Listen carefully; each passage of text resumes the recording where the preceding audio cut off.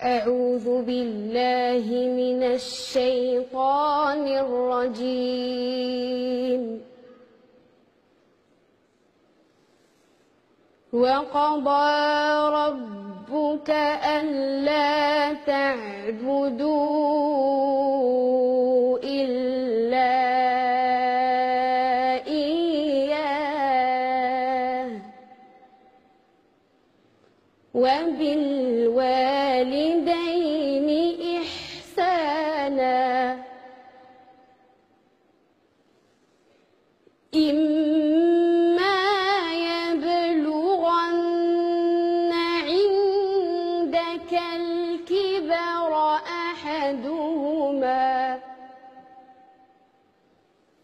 أحدهما أو كلاهما فلا تقل لهما أف ولا تنهرهما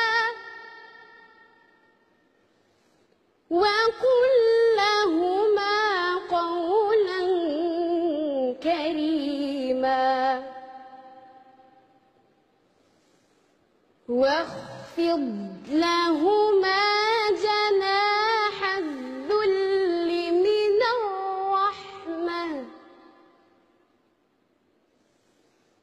وقل رب ارحمهما كما ربياني صغيرا ربكم أعلم بما في نفوسكم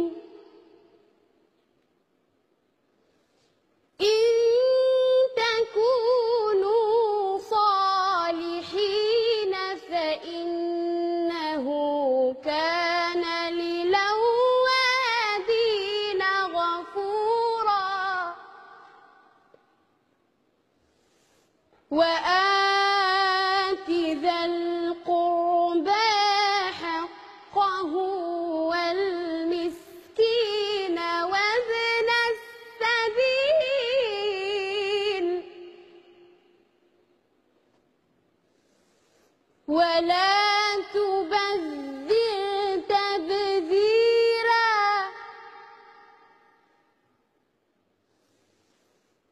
إن المبذرين كانوا إخوان الشياطين وكان الشيطان لربه كفورا